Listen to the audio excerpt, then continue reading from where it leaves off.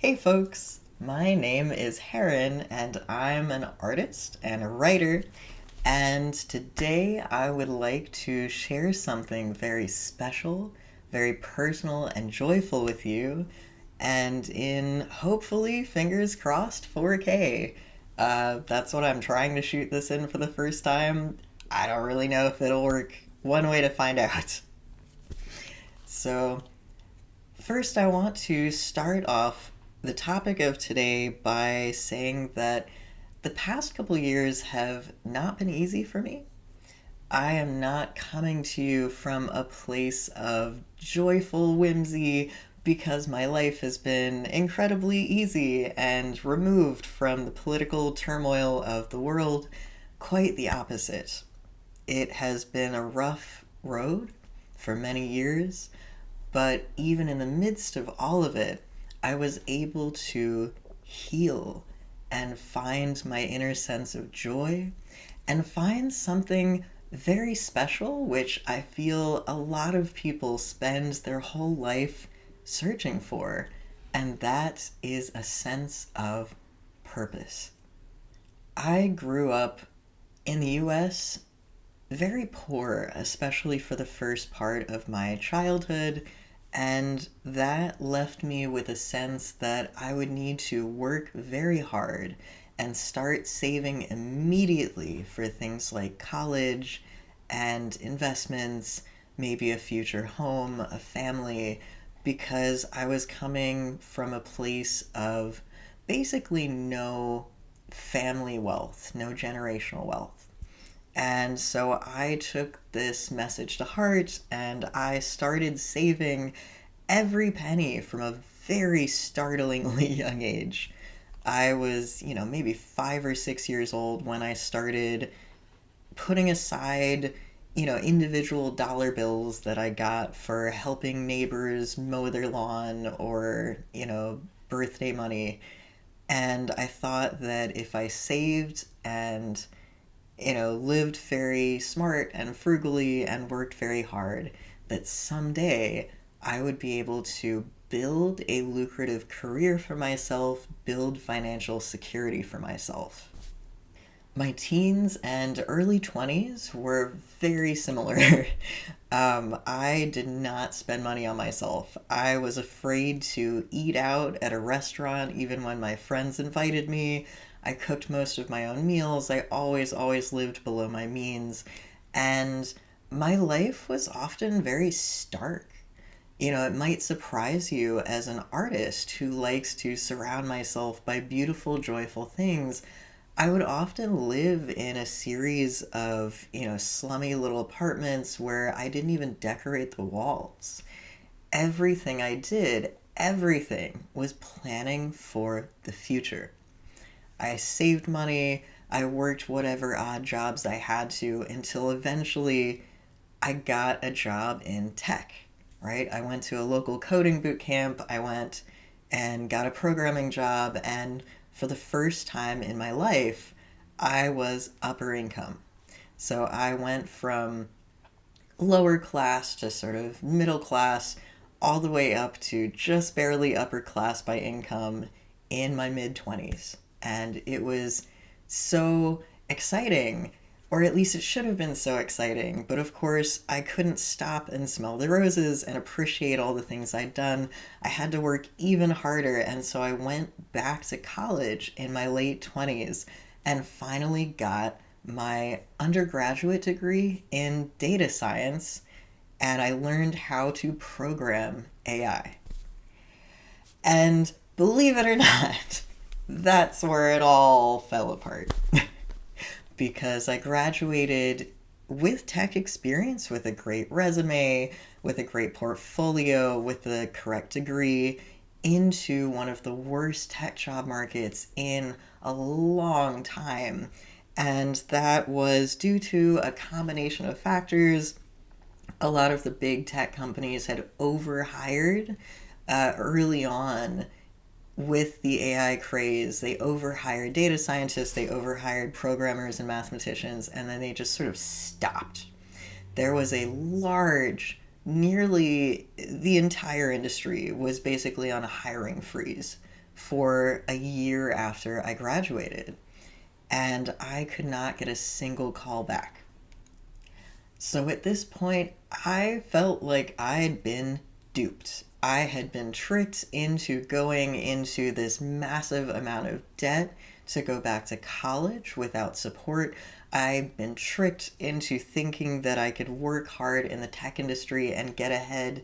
And suddenly, after making so many of what people had told me were the right, good choices, I was left homeless. I ended up trapped in a new state in California with no money, no career, and no clue what to do going forward. And it felt like all of my hard work had been for nothing. So I am coming from this place of feeling like I lost everything, feeling like my world was ending. And it took a long time to come to terms with that. It took a long time and a decent chunk of therapy and a whole team of doctors to pull myself back out of that hole that I ended up in when I felt like, everything I knew about the world was flipped on its head. Everything I'd worked for was gone. So I was understandably very depressed for a while.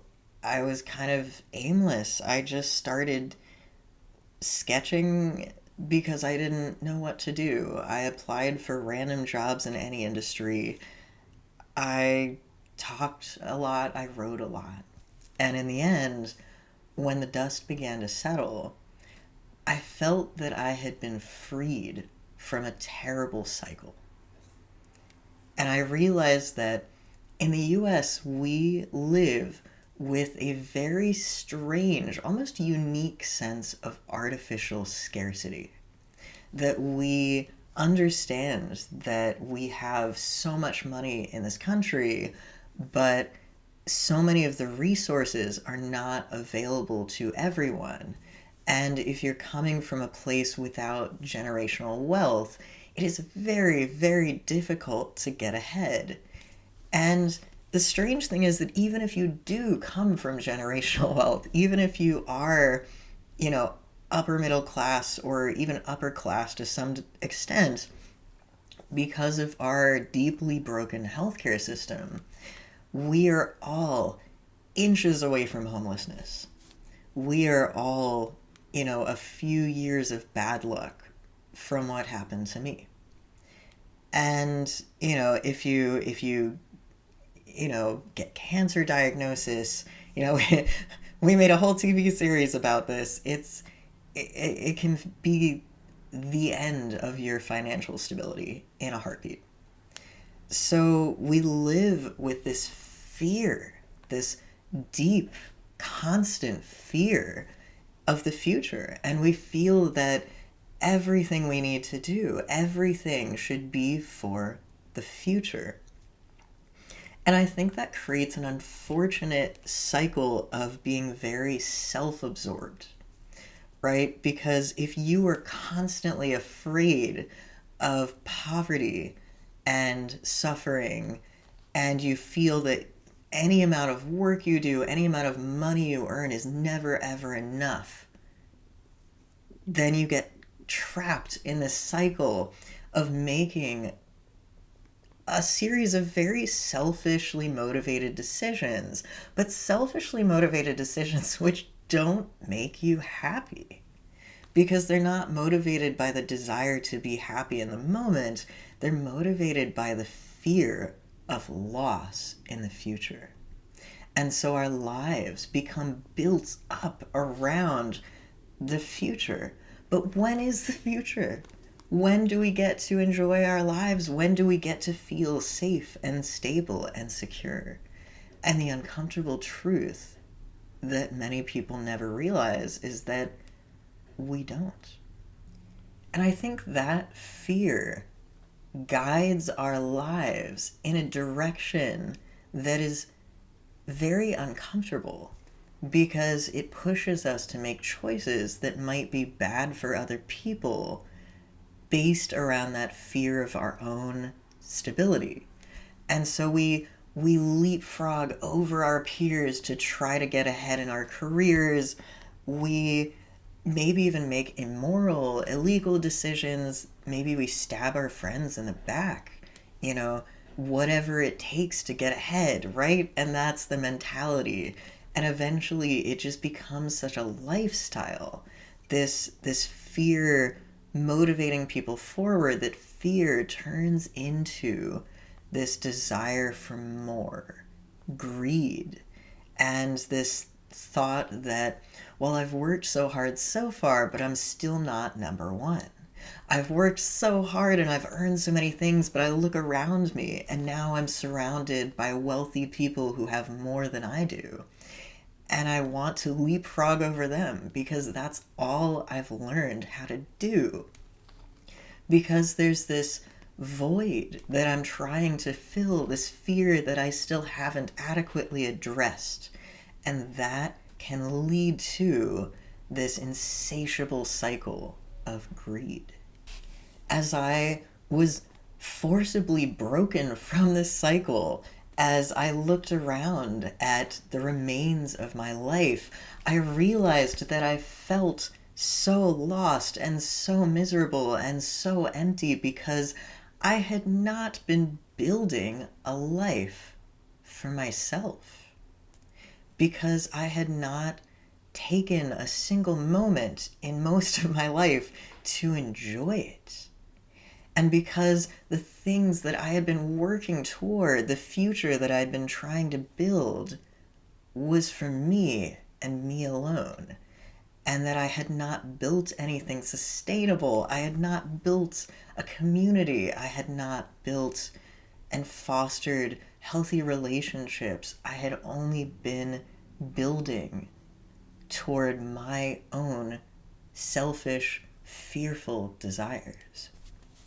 I realized that I had been believing, as much of my culture believes, that the future is all about me. It's all about my personal glory. But that the present, that enjoying the moment, is somehow for children. That it is childish to take time out of your day that you could spend working to dance and sing and celebrate life, to enjoy things that are just for you. That this is something we do as a child on the playground, and then we hit adulthood, we hit a certain age, and we must abandon all of our momentary joys to work toward the future. And I realized as it all came crumbling down that we have it backwards. The present moment is not for children. Children are meant to be thinking about the future. They spend so much of their lives learning and experiencing things and thinking about the sort of life that they want ahead of them. But we adults, we have the freedom and the knowledge and the self-awareness, hopefully, to enjoy the moment. We are supposed to make the present about ourselves and the future about the children. At the end of your life, when you look back on everything that you did, will you regret not working harder? Will you regret not making more money? Or will you regret not spending one night sitting and talking with that one person who got away? Will you regret not spending more time curled up on a rainy day with your favorite book, enjoying a hot cup of tea? Will you regret not getting to eat your favorite food one last time? Living in the moment is not for children, it's for us adults. And we're supposed to use that joy and that self-expression in order to propel us forward. Use that momentum, that energy in order to build up the future for the next generation. The future does not belong to us. It belongs to our children. We, the adults, are supposed to build schools in which they can learn more and more. We are supposed to plant orchards, the fruit of which they can eat long after we're gone. We are here to make sure that they have clean air to breathe and clean water to drink, that they have a good life ahead of them. And if we are so deeply afraid for our own future, if we are so propelled forward by our fear and our greed about this unspoken date ahead someday in the future, we are not building a world for them. When I first lost my career as a programmer, I thought the world was ending. But then, by a strange twist of fate, I got a job offer working with children. I began working in schools with children who need additional learning support. And in working with these children, all of my hope for the world, all of my hope for the future, all of my joy in my own life, that feeling of satisfaction I'd been looking for all those years, came rushing in. And I realized what my purpose is on this planet. My purpose is to cultivate joy in the moment and to build a future for the children. Now I get to spend my days doing good work that I know is improving my community for years and years to come, generations maybe. And some days when my clients get sick or go on vacation and I have a little time off, I can spend it drawing and making these videos. And so I have created this incredible balance where not only do I have work and play, but I have good work and good play because I have started living in this way, because I have stopped viewing my career as leapfrogging over people and trying to get ahead and trying to make money, and started viewing it as a way to benefit my community. And that in turn freed me to spend my free time doing things that I love. And now I am creating beautiful artwork all the time, and I'm learning how to make these videos, and I'm writing all the time, and I have so many fun, cool ideas for craft projects and all sorts of toys and games and apps that maybe someday I'll get around to. But the point is that in a strange way, when I stopped trying to make my future about me, it allowed me to take back control and ownership of my life, and it allowed me to find a sense of purpose and calm and healing that I did not think was possible. So often I feel like this fixation on existential dread, this modern first world problem, what is my purpose? What am I meant to do? It comes from our detachment from the real world. Because I don't think that our ancestors wondered, what is my purpose?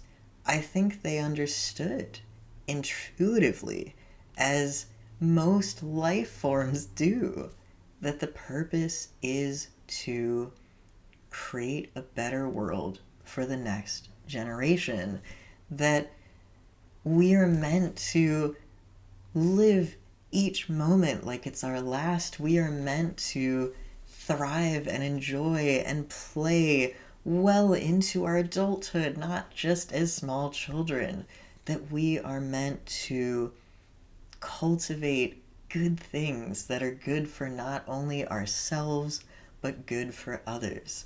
I think it is so clear that this is what makes life purposeful. We struggle only to see it because it is the inverse of our modern culture. I hear people all the time say, enjoy being a kid while it lasts. High school was the last time I was happy. Enjoy all that freedom. And it doesn't make any sense because children don't have much freedom, especially not nowadays. Their lives are so controlled and contained for good reason. And we as adults have the freedom to do all of the things that used to bring us joy as children. Who is stopping you from eating ice cream for breakfast? Who is stopping you from spending your day off riding your bike around a beautiful location? Who is stopping you from finger painting? Who is stopping you from playing your favorite music on repeat? These are not things that children uniquely can do. These are things that we can do right now. And we choose not to do them because we feel so guilty for spending any moment of our lives not working toward our future. We so desperately in the modern world want to be a part of something greater than ourselves, but we already are. It's called life. We are part of this incredible, beautiful world and this interconnected web of life. We have so many opportunities to watch the sun set. We have so many opportunities to help our neighbors. We have so many opportunities to live a wonderful and joyful life in community with others. But it requires a certain degree of trust. It requires letting go of this insatiable fear, of this insatiable need to control everything, because it's never going to be enough. This is going to look different for everyone. I've found a career that I get to overlap with my hobbies to some extent, a career which I feel is helping my community while also making some money. Some people may find that they need their career to survive and that they can't suddenly change it, and that is not something you should feel required to do by any means. But you can probably find an hour or two on the weekend to volunteer. You can probably find a moment in your day to reach out to somebody and offer them help. You can find some way to create this better world for the future generations, even just in a minute amount of your time. And it will give you so much sense of purpose and community. I remember years ago, I was talking to a friend of mine who spent his whole life working in construction, and he never made a whole lot of money, although I think more and more in recent years.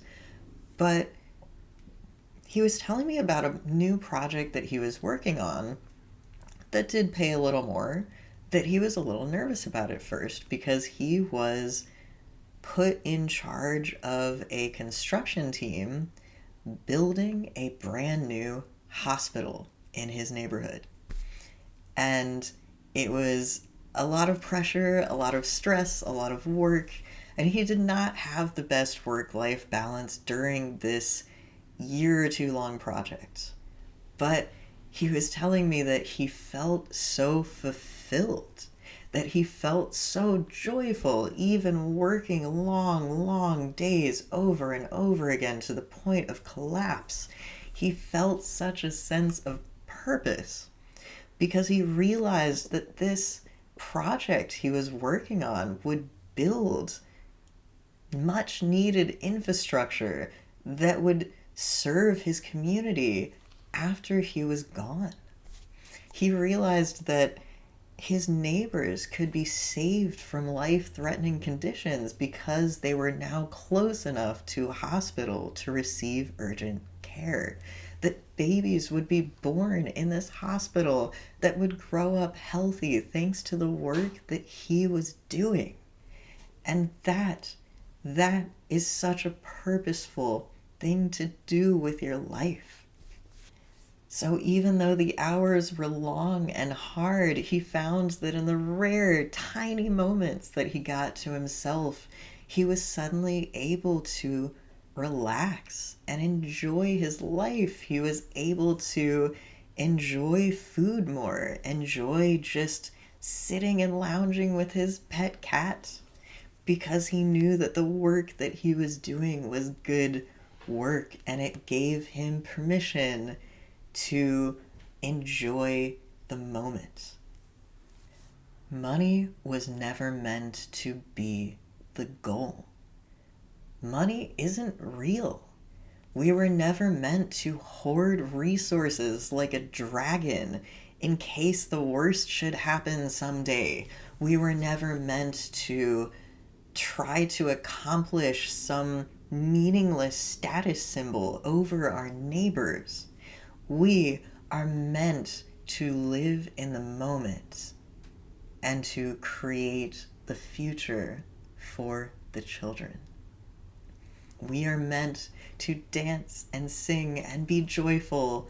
We are meant to pursue the things that bring us personal satisfaction, from the tiniest, most minute detail, from an individual piece of food to watching the sunset just one night. We are meant to enjoy life in the moment, and we are meant to build things that we ourselves may not see the benefit of in our lifetime. So if you've been struggling with these first world existential problems, if you've been questioning what is my purpose in life, if you've been feeling lost and alone and confused and afraid, take a moment, just a moment, to step outside of that cycle, to stop thinking of the future in terms of yourself, and stop thinking of the present as childish. We are meant to dance for ourselves in the moment and plant orchards for children someday in the future to enjoy. Thank you so much for sitting with me today. I hope you enjoyed this video. Maybe you took something from it. Feel free to leave a comment. Let me know. I think I'm up to 30 subscribers now, which doesn't sound like a lot, but it's amazing to me that people are enjoying my content as low budget and chaotic as it may be at times. So thank you so much for supporting me and my work as I explore this new mentality, as I explore this new chance at life. I'm bringing you all with me. All right. As always, take care, y'all. Stay safe. I'll see you in the next one. Bye-bye.